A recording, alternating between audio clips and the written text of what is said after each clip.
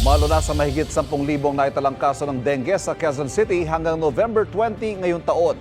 Kabilang dyan ang 44 na nasawi. May unang balita si Darlene Kai. Masakit pa rin para kay Gemma ang pagpanaw ng kanyang 1 taong gulang na anak na si Princess noong 1 buwan dahil sa dengue. Hindi namin nalamdam na may sakit talaga siya. Kasi malakas siya eh. Nasigla, tapos naglaro pa. Bilo siya, humakap sa akin. Yun na pala, umpisa niya. Nagsuka siya. Tapos nagsisure. Kahit pa dinala sa ospital si Princess, hindi na bumuti ang kanyang lagay. Na-ospital din itong Setyembre dahil sa dengue ang 10 taong gulang na si Prince. 3 days siyang nilalagnat. Tapos sabi ko nadadali na namin sa ospital. Kasi nga nangihina na po siya, nanginginig na po yung mga katawan niya. Tapos sumasakit na yung binti at saka yung mga paan niya. Severe o malala na pala ang dengue ni Prince, sabi ng mga doktor. Bumuti ang pakiramdam niya pagkatapos ng 1 linggo sa ospital. Hindi kaya ng dibdib ko na makita ulit yung ganun na sitwasyon. Sina Gemma at Prince, taga-barangay Batasan Hills, na ayon sa Quezon City LGU ay may pinakamaraming kaso ng dengue sa lungsod ngayong taon. 857 ang nagkasakit sa barangay mula January hanggang November 20.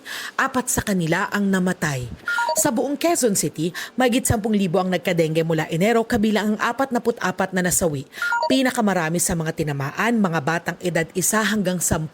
Ang problema sa Batasan Hills, may mga naiipong tubig na pinamumugaran ng mga lamok. Ang mga ginagawa po namin sa search and destroy, yung pong mga gulong na nasa bubong na tinatamaan ng tubig ulan. So yun po ay tinatanggal namin lahat yun. So yung mga drum po na nakikita namin ng kitikite, tinotobo namin yun at tina-advise namin sa mga constituent namin. Susi sa pagsugpo sa dengue ang malinis na paligid at protektadong katawan laban sa kagat ng lamok. Dapat din magpadoktor agad kapag nakaramdam ng sintomas gaya ng lagnat, panghihina, pantal, pagsusuka at pagdurugo ng gilagid. Sa buong bansa, ayon sa DOH, may pagbaba ng mga kaso ng dengue bago ang mga linggong nanalasa ang mga bagyong Tino at Uwan na nagpabaha sa maraming lugar. Wala pa tayong datos dun sa mismong mga linggo na nakaraan na si Tino at si Uwan. Kaya patuloy pa rin tayo nagtatala. Wala pa tayong mga reports na nagsitaasan ang ating dengue. Patuloy pa raw nangangalap ng datos ang DOH at nagbabalang wag maging kampante dahil inaasahan pa rin ang mga ulan hanggang matapos ang taon.